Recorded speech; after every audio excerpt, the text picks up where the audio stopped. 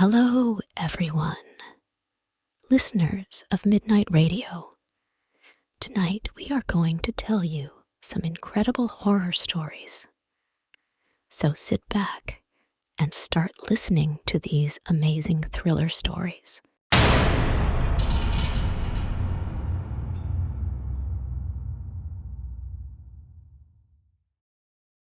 Addiction took our mother slowly, rocked her through it, and sung her to sleep, sunk deep into the mattress on her bed.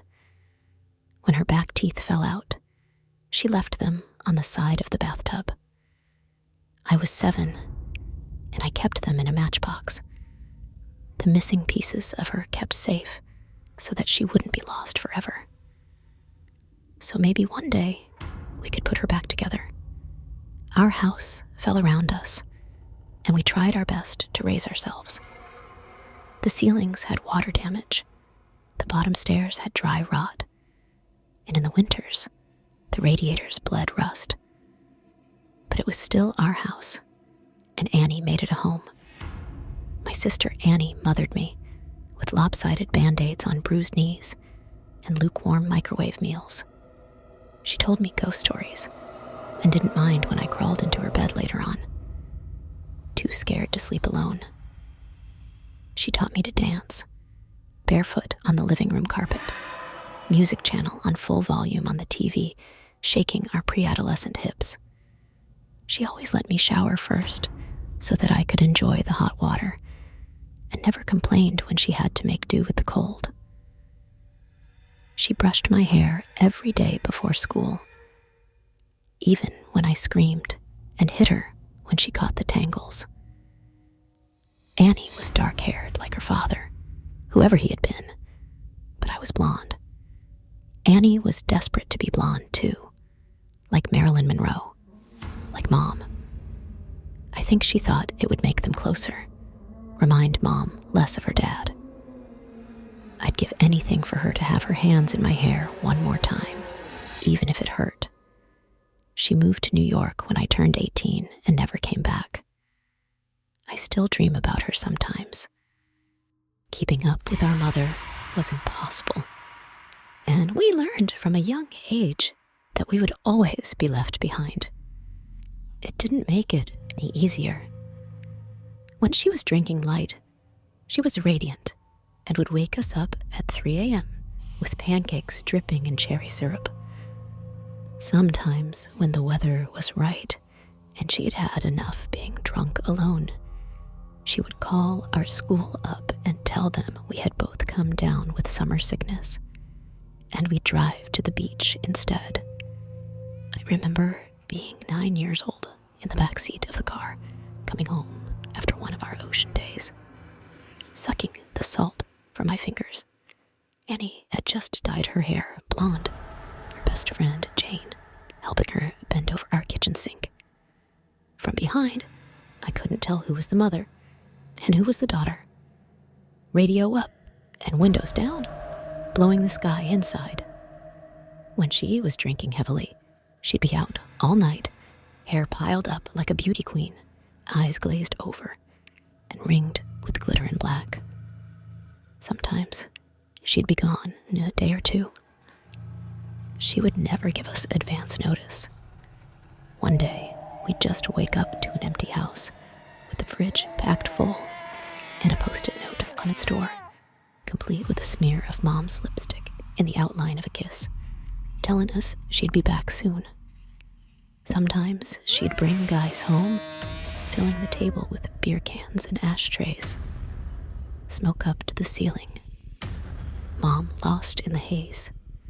We'd sleep with pillows over our heads, trying to drown out the music they would blast all night, and wake up to strangers at our kitchen table in the morning, asking us where we kept the coffee.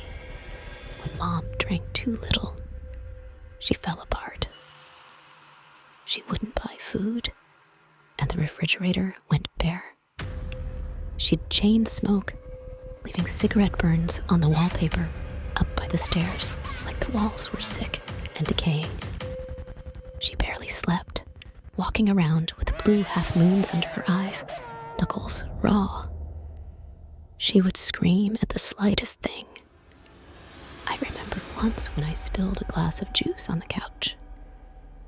She looked over at me with dead eyes and dragged me off onto the carpet, and then took every single cushion off the couch and into the backyard and set them on fire.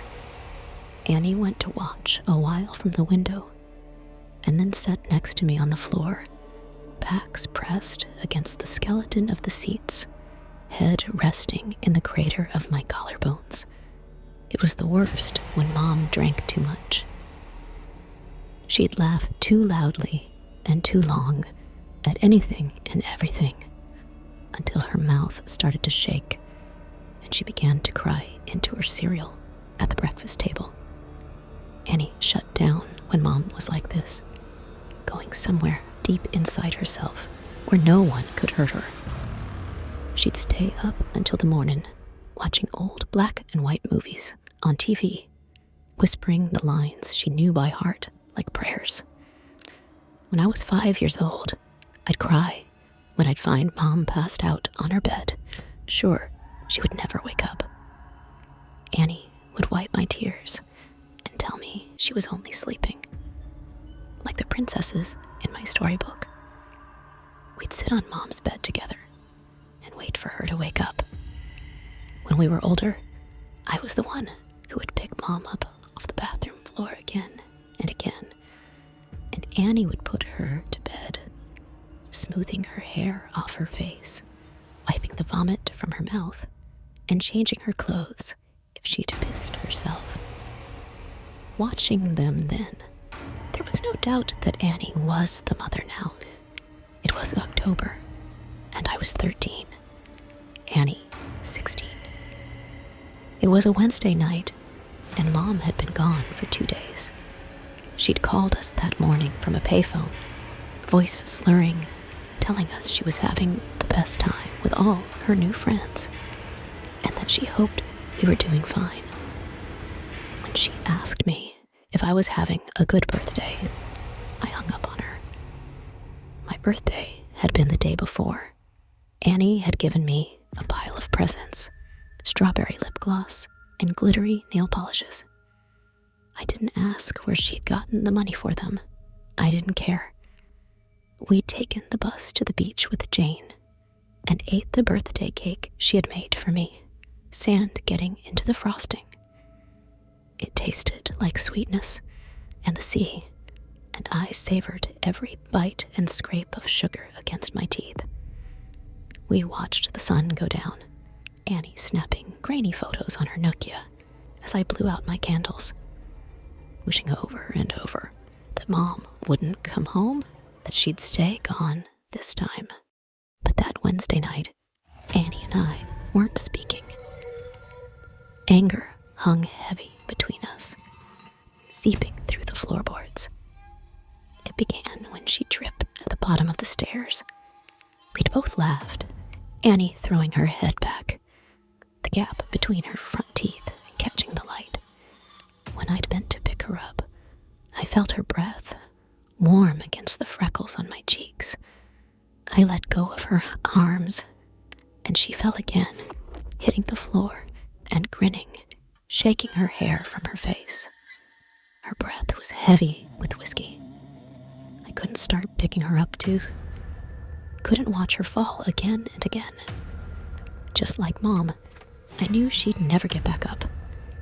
I'd stared down at her, blonde hair hanging over her eyes, and all I could see was her mother.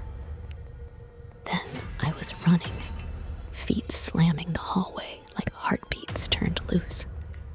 I'd run for the kitchen and tipped every bottle we had down the sink, shoving Annie back as she fought to stop me, catching liquor on her fingers as it fell. She grabbed my shoulders and made me drop the very last bottle. It smashed between us on the floor, glass shards shining like we'd dragged the stars out of the sky and broken them, like pieces we could never put back. Outside, through the open windows, the sky turned to pale gold, the clouds a mess of pink and cream smeared across the horizon. I cried then, watching my sister on her knees, picking up the pieces. That was Annie, always trying to fix things even when it was too late. The smell of food dragged me from my room, my stomach turning traitor inside my ribcage. Annie was cooking pasta, real food not made in a microwave. She had set the table, Tammy Wynette singing softly from the CD player. Annie gently swaying her hips as she stirred the tomato sauce, rich and warm. As we ate in silence, I forgave her more with every bite. Mom never cooked dinner, never remembered my favorite had been spaghetti since I was a kid, and never stayed sober long enough to sit up at a table. Annie wasn't Mom. We were washing the dishes when we first heard it. A moth was crawling down the inside of the pane, and I cracked the window to let it out into the dark. From the backyard came a faint sound. I tilted my head to listen, as it was coming from far off, crying. I figured it was Mika, the 2-year-old next door, having a tantrum loud enough for us to catch, or maybe even Lucky Strike, the cat that belonged to the junkies down the street, begging for food like he sometimes did. I always wanted to feed him when he came around, winding over my ankles. But Annie always stopped me, saying once you started giving, they never stopped taking. Looking back, I don't think she was talking about the cat. Annie flipped the Christmas lights, strung up around the porch, and we sat on the plastic beach chairs watching the skies. When we were little, we'd sit outside, and Annie would tell me the names of all the constellations and the stories of how they came to be hung up in the night sky. I had to grow up before I realized she made them all up as she went along. It was a game we still liked to play now, making up ridiculous stories for the shapes we could pick out. Ah, yes, that one there is the Coors Light. It got there when God dropped it out of his convertible window and never picked it up, she said, nodding sagely and hiding her smile. Of course, I said, waving my hands and pointing up past the power lines. Right next to the ashtray, left there by angels on a smoke break. Yeah, they say if you wish on it, all your dreams will come true, said Annie with a grin. Then she stopped laughing, and her voice grew quiet, face tilted up to all those dead stars. Let's wish, Emmy, let's wish. So we did. The sound of wailing interrupted us. It was closer this time, and definitely human. We turned to one another in confusion. Annie shrugged, and I squinted into the black. It sounded like a baby, lost, tired, and alone. It must be Mika, I said, slowly getting to my feet. Maybe he walked around to the back. Do you want to call Connie and tell her we'll bring him over? Annie didn't reply. I sighed and rolled my eyes. Okay, I guess I'll do everything then. I stepped off the porch, grass soft against my heels. The air smelled like it might rain, fresh and clean and growing, a promise unfulfilled. Annie's voice was strained. I turned to her with a smile. It died on my face when I saw the look on her own. Get inside now. She was staring out into the dark, past me, and opening the door with one hand behind her, fingers fumbling on the latch. I froze, barefoot in the dirt. I'd glimpsed what she was looking at. In the bushes, by the back fence, someone was crouching with their knees tucked up neatly under his chin, and his arms wrapped around his legs.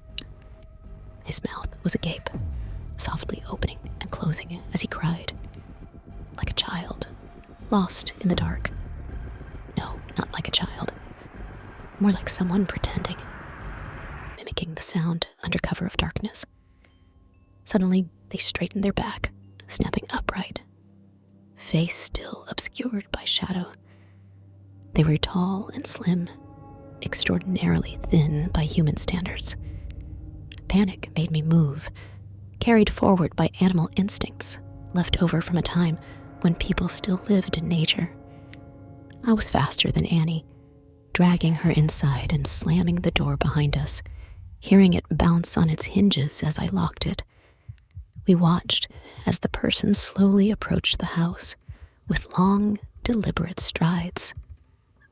Annie reached for my hand, holding me tight, and turned me to face her, holding my shoulders.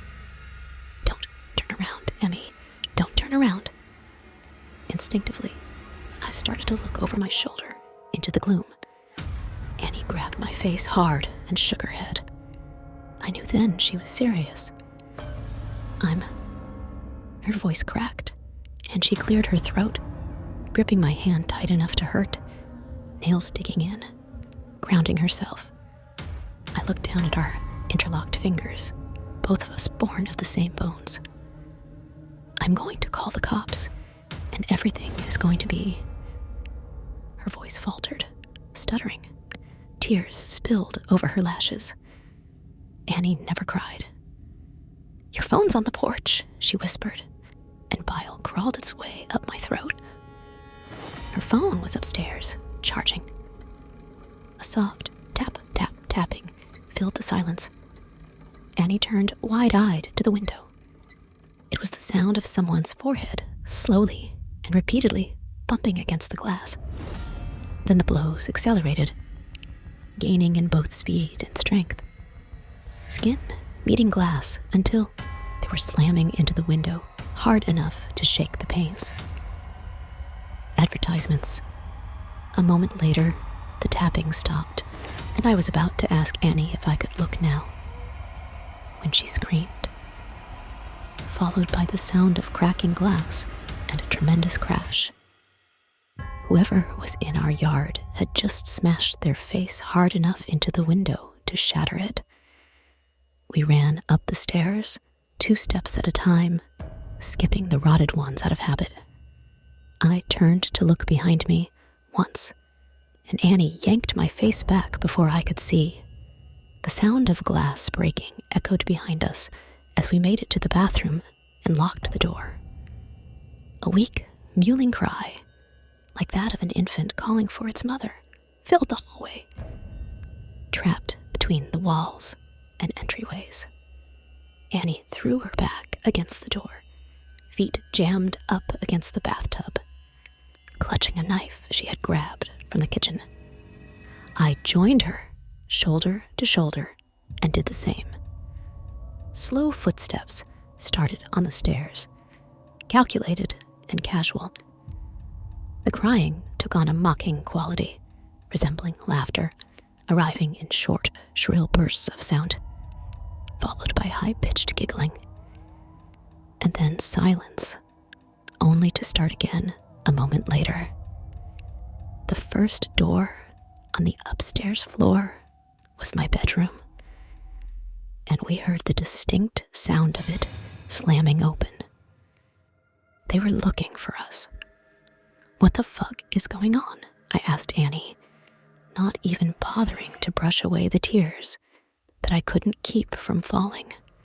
I watched my sister pick herself up off the floor and brace her hands on the door as we heard the sound of a second door slamming open.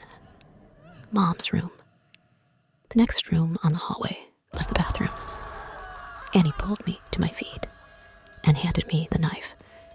I shook my head and pushed it back to her, terrified at what would happen if I had to use it. Annie shoved me and pressed the knife into my hands, thumb pressing hard enough along the edge to draw blood. I watched a winding road of crimson rivulets cascading down her wrist. In spite of the pain, Annie continued pushing the blade into my hands. Finally, I took it from her. Something slammed against the wall that Mom's room shared with the bathroom. A high-pitched howl followed. I held my breath and felt my heart beating frantically in the base of my throat. "I'm gonna get the phone from my room," my sister said. I shook my head dramatically in protest. Before I could say a word, Annie clamped a hand over my mouth. I could taste the blood on her hand, salty and sweet, like birthday cake by the ocean. "Yes, I'm gonna get the phone, and I'm going to call the cops. We're going to be okay." I shook my head again. "It's the only way," Annie insisted. "When I go, I need you to lock the door, and I don't want you to open it for anything or anyone. Not for me. Not for anyone. Promise me?" I shook my head, and then Annie pressed her hand against my mouth, pushing my teeth against my lips so forcefully it made my eyes water. "Promise me, Em." Something smashed in the room next door. Annie brushed the hair from my face and gently tucked it behind my ear. "Promise," she mouthed, and unlocked the door as slowly as possible, the bolt scraping gently. I watched the curve of her shoulder disappear into the darkened hall, like the moon in eclipse. And then she was gone. I couldn't move or breathe for a second, and then I slammed the bolt shut just as something bounced off the outside of the door. A high-pitched scream ensued, followed by the handle rattling up and down hard enough to pop a screw loose. I watched it roll toward me on the tiles, and then everything went still. I sat with my back to the door, holding the knife, and wishing I was holding Annie's hand instead. The silence continued. For a moment, the only sound was that of my breath, slowly filling the room. A voice broke the illusion of solitude. "Em." A familiar voice came through the door. Startled, I gripped the knife even more firmly than before. "Honey, what's going on?" "Advertisements, Mom." My voice cracked. "Mama, is that you?" I wrapped my arms around myself to keep from shaking. "Sweetie, it's okay. Just open the door. It's okay, just let me in." The handle rattled again, gentler this time.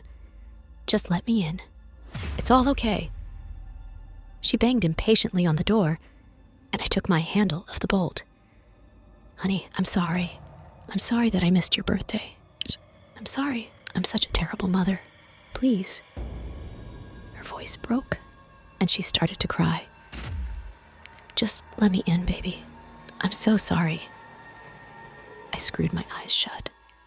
She sounded so sad and so lost. I just wanted her to hold me as like she did when I was a kid, when I'd come in with a scraped knee after falling off the swings. Maybe this time she meant it. Perhaps it would all be okay. My hand found its way to the bolt again. My sister's voice came through the door, warm and gentle. "Yeah, Emily, let us in. It's all okay." My hand froze on the bolt, and I tightened my grip on my weapon. Annie never called me by my full name. A hand banged on the door, handle rattling. "Emily, let us in." Annie's voice became low and guttural, followed by the same shrill giggles from before. Mom spoke now, pleading and crying, her voice growing louder and louder. "Let us in, let us in, let us in," she shouted over and over again, punctuated by her fists on the door. I thought about bedtime stories and all the demons and monsters we pray. Never crawl out from under our beds. That's not my sister, and you're not my mother. I screamed through the door, hands over my head. I climbed into the bathtub, curled into the fetal position, and clutched the knife to my chest. I didn't know what it was outside that door, but I knew it wasn't Annie. It wasn't the voice that scolded me whenever I changed the TV channel. The one that sang me happy birthday. The one that told me I was smart even when I got bad grades. The one that read me stories about princesses that never wake up. It wasn't human. Bangs and yells came from downstairs, followed by the footsteps of people running. A low, guttural howl ripped through the house, filling the room until I felt like I was drowning in the sound. And then the door was kicked in. I screamed, covered my eyes, and waited to die. A moment later, arms found me, lifted me from the tub, and carried me from the room. I looked at the outside of the door as I was taken downstairs. Its exterior was covered in long, scraping claw marks stretching to the floor. I found the hallway covered in the soft, downy remains of torn-up pillows, making it appear as if it had snowed indoors. I watched the tiny feathers drift slowly as men in uniforms checked each of the rooms that looked like they had been ripped apart by something feral. Outside, police cars and an ambulance waited in our driveway. And there, in the middle of it all, was Annie, bathed in blue and red light and glowing in the dark like a neon angel. I threw myself from the officer's shoulders and ran to her. Then I held us both together, broken pieces and all, standing under all those constellations we'd concocted. Muffled screaming came from the ambulance, which rocked occasionally. Annie gently turned my head away, smiling so sadly it made my chest ache. I understood. It turns out there was no demon, no wild animal or bad men who were trying to break in. It was just Mom, out of her mind on booze, drugs, and everything in between, coming to the end of a week-long binge. Something had finally broken inside her head, and this time we couldn't put her back together no matter how hard we tried. Sometimes you fall one last time and then never get back up. Annie had seen her rail-thin frame in the garden, blood dribbling from her mouth, track marks bulging on her forearms like unmapped roads. Desperate for one more hit, one more fix, she'd searched the kitchen for all the alcohol I'd thrown away, and when she hadn't found any, she went hunting for the stash hidden in the bathroom. She hadn't wanted me, just the drugs on the other side of the door. She'd been so high, she was able to mimic Annie's voice nearly perfectly.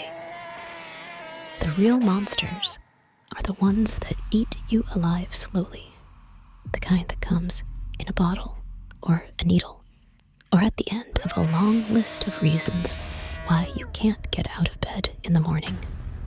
Sometimes the monsters are the ones that raise you or love you the most, but it's up to you to let them in.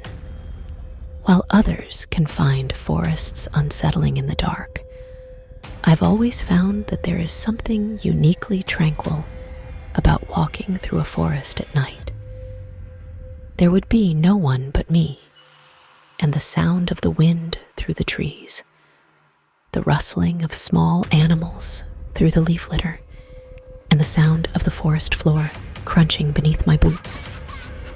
I had decided to take a walk through the woods of my hometown. I always did this when life got too much, and today I needed to clear my head. Peace and quiet. I said to myself as I began the hour or so walk I had taken countless times before.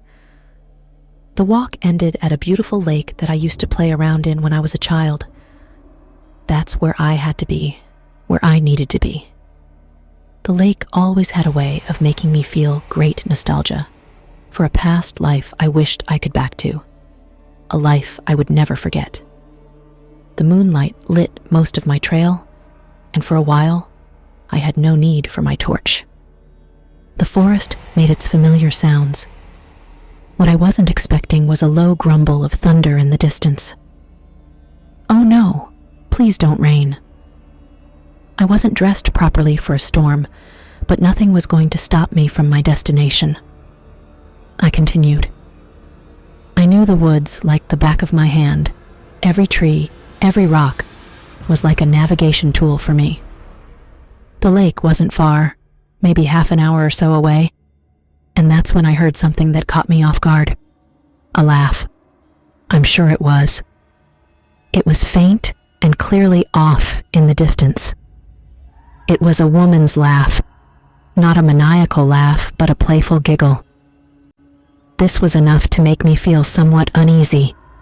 However, I told myself that it must have just been a sound of the forest or some sort of animal, and I continued on. I made it to the lake and found a place to sit.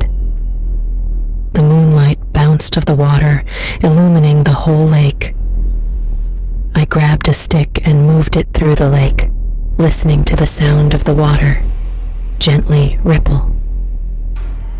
I sat there for a long time and had completely forgotten about the giggle I heard earlier. I didn't want to leave, but the hour was growing late, and I thought it was about time I get back. So I stood myself up, and then I gasped. Across the lake, there was a woman. She caught me by surprise. Why was she out here this late?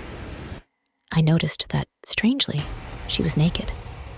She wasn't horrifying, but beautiful, however. It was a cold night, so my immediate thought was that she was in danger. "Hello? Are you all right?" She didn't respond, just stood there looking at me and smiling. There was a low rumble of thunder again, and the approaching clouds started to cover the moon. I couldn't see her anymore. All I heard was a quiet giggle echo across the lake. All the hairs on the back of my neck stood up. I didn't know why. I wanted to go around the lake and try to help her, but something was telling me that I needed to leave. Now. I turned around and started to go back the way I came. But every step I took, I heard the unmistakable sound of footsteps behind me. I felt eyes on me like daggers on the back of my head. I didn't turn around. I was scared. Was it her? What did she want? I didn't turn around. I carried on walking until I heard a whisper from behind me. "Turn around." I jumped out of my skin and quickly turned around to find her behind me, standing with her arms straight down by her side, like a soldier standing to attention. I turned on my torch and pointed it at her. There was something not right. Her teeth were black, and her eyes. They had no iris, just two white eyes with a pair of tiny pupils. Her grin stretched across her face, and as she smiled, and black liquid seeped from the corner of her mouth. "Don't forget," she said, followed by yet another playful giggle. With this, she slinked back slowly into the forest and disappeared behind a tree. I didn't follow. I turned around and walked as quickly as I could. I knew that if I ran, I would lose my way, and it was beginning to rain. It was so dark now that all I could see was what my torch was illuminating. Advertisements. I finally came to a clearing where the path diverged into two. I recognized the tree that stood between the two paths. I had seen it countless times before. No. What? Was it? Is it left or right? Shit. How could I not remember? I've walked this trail 100 times. It was like muscle memory to me. Okay, think. It's left. It's gotta be left. I walked quickly down the trail to the left, and almost as soon as I did, I heard that fucking laughter again. But this time, it was loud and hysterical. I shone my torch through the trees. The laughter sounded like it was coming from all around me until it stopped abruptly. I turned my attention back to the path, and there she stood. She wasn't smiling anymore, just staring at me. Her appearance seemed to have changed once again. Her arms had become unnaturally long, almost touching the floor, and her skin was deathly pale and gray. She took one step forward towards me, and I took one step back. She whispered, "Don't forget." The smile reappeared on her face, and the black liquid poured out of her mouth again, this time like a river of blood flowing down her neck and chest. I was frozen in fear, watching her as she bent down onto all fours and crept slowly around me, disappearing once again. It took me a while to snap back into reality. I scanned the forest in front of me. I couldn't remember anything. The path ahead, the trees, everything looked alien to me. All I could do was follow the path ahead of me and hope to God that it leads me out of the woods.